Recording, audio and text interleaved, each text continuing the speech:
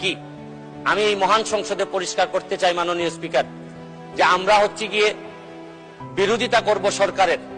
আমি ব্যক্তিগতভাবে বলতে পারি বিরোধিতা হবে সরকারের, কিন্তু একটা বিষয়ে আমরা এক অভিন্ন, মুক্তিযুদ্ধের সপক্ষ এবং বঙ্গবন্ধু শেখ মুজিবুর রহমানের ব্যাপারে আমরা এক অভিন্ন। এই ব্যাপারে আমাদেরকে আলাদা করে দেখার কোনো সুযোগ নাই মাননীয় স্পিকার। মাননীয় স্পিকার, আমি প্রথমে আমার এলাকা দিয়ে শুরু করতে চাই মাননীয় স্পিকার, হবিগঞ্জের চুনারুঘাট মাধবপুর।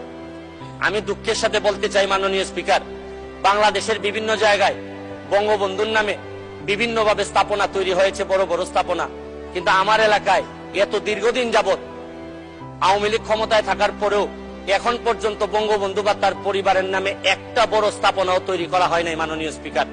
আমি নিজে অল্প অল্প কয়েকটি ব্রিজ নিজের টাকা দিয়ে জননেত্রী শেখ হাসিনা এবং বঙ্গবন্ধু